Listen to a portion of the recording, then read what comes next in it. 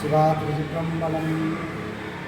திருவண்ணாமலை மாவட்டம் ஆரணி ஸ்ரீமத் பழனியாண்டவர் ஆலயம் 1902 இங்கு சுவாமி பிரதிஷ்டை செய்யப்பட்டு ஏனைய பூஜைகள் எல்லாம் நடைபெற்று கொண்டு வருகின்றன. நமது ஆலயத்தில் நவராத்திரி 9 தினங்கள் சிறப்பான அபிஷேக அலங்காரங்கள் எல்லாம் நடைபெறும். அது தவிர்த்து மற்ற இதர விசேஷங்கள் அனைத்தும் இங்கு செய்யப்படுகிறது. எந்த ஆலயத்திலையும் இல்லாதது முருகருடைய தெற்கு பாகத்தில் சிவபெருமான் பார்வதி வீற்றிருப்பது இந்த ஆலயத்தினுடைய சிறப்பு. அப்படியாக இந்த ஒரே ஆலயத்திலிருந்து அனைத்து மூர்த்திகளையும் தரிசனம் செய்யலாம். ஆருத்ரா மார்கழி மாதத்தில் நடக்கக்கூடிய திருவாதிரையானது சிறப்பாக நடைபெற்று நடராஜ பெருமான் வீதி உலாவாக வருவார். அப்படி ஏனைய அநேக விசேஷங்களும் விடாமல் இங்கு தொடர்ச்சியாக நடைபெற்று கொண்டு வருகின்றன. அனைவரும் முருகப்பெருமானை தரிசிக்குமாறு உலகம் வாழ மறை வாழ வான்மை தரு செய்ய தமிழ் பார்மிசை விளங்க ஞான மதம் 5 கரம் 3 விழி 4 வாய் ஆடை முகடை பரவி அஞ்சலி செய்விப்போமே.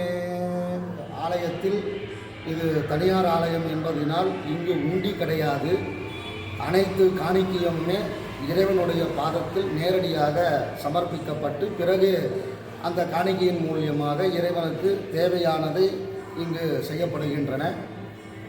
அப்படியாக ஒவ்வொரு மாதமும் நடைபெறுகின்ற கிருத்திகை, வலதுபிறை சஷ்டி, ஏனைய விசேஷங்களுக்கு சிறப்பான அபிஷேகமும் சிறப்பு அலங்காரங்கள் நடைபெற்று பக்தர்களுக்கு முருகப்பெருமான் காட்சி தருவார்.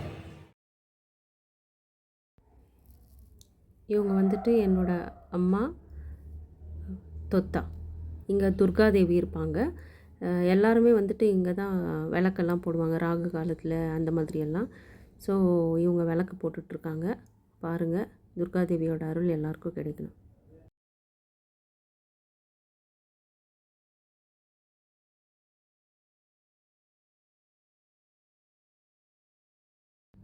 இவங்க தான் துர்கா அம்மா. ரொம்ப அழகாக இருப்பாங்க, நேர்த்தியாக இருப்பாங்க.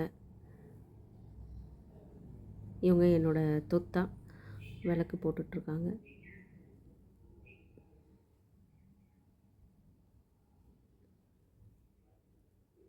விளக்கெல்லாம் முடிச்சுட்டு,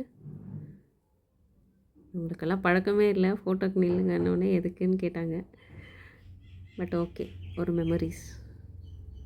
எல்லாருக்கும் துர்கா அம்மாவோட அருள் கிடைக்கணும்.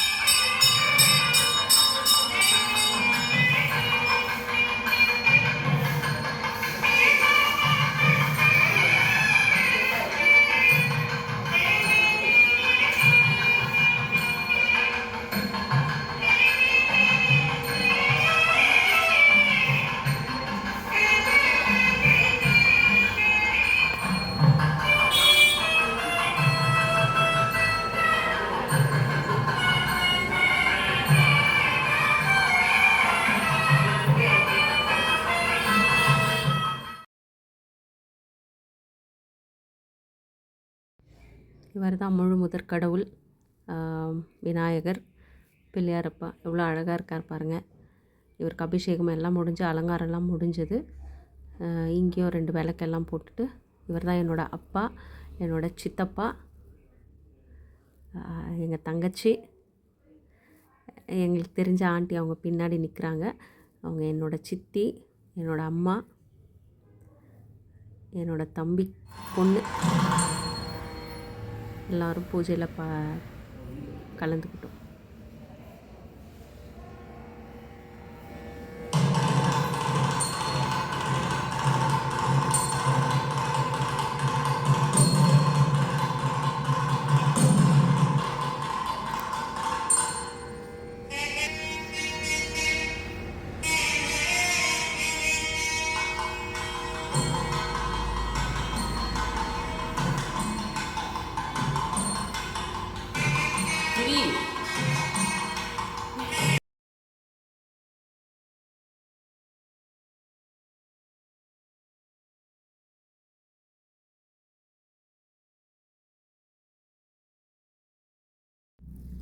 இவர் தான் பாம்பன் சுவாமிகள்.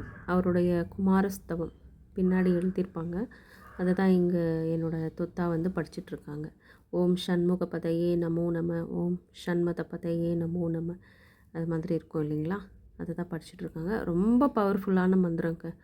நீங்கள் கூட இதை டெய்லி பாராயணம் பண்ணலாம். பாம்பன் சுவாமிகளுடைய அருளும் அந்த முருகனுடைய அருளும் எல்லாருக்குமே கிடைக்கும்.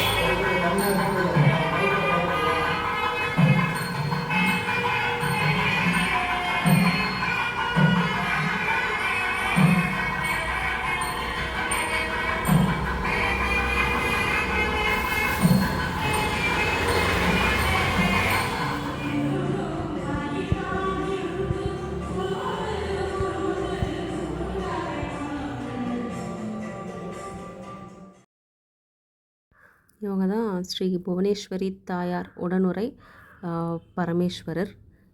இவங்களுடைய அருள் எல்லாருக்கும் கிடைக்கும். இது வந்து பார்த்திங்கன்னா மாலை, பழனி ஆண்டவருக்காக மாலை சாப்பிட்றதுக்கு ரெடி பண்ணியிருக்காங்க.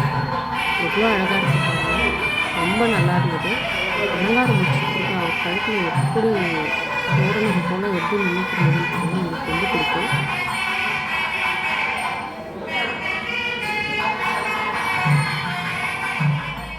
இதுதான் பழனி ஆண்டவர் ராஜ அலங்காரத்தில் காட்சி தராருங்க.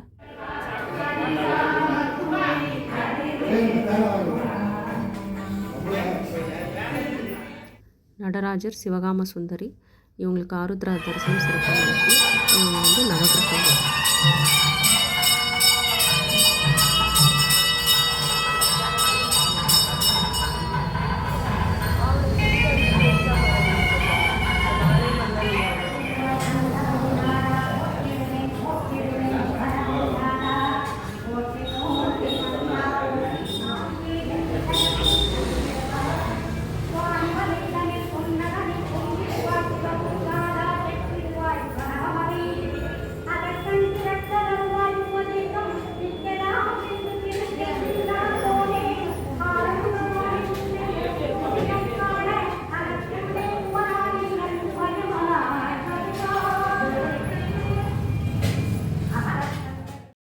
இந்த வீடியோ பார்த்துட்ருக்க உங்கள் எல்லாருக்கும் பழனி ஆண்டவருடைய அருளும் நடராஜருடைய அருளும் எல்லாருடைய அருளும் உங்களுக்கு கிடைக்கணும்னு சொல்லிட்டு வேண்டிக்கிறேன். வாழ்க வளமுடன், வாழ்க வளமுடன், வாழ்க வளமுடன்.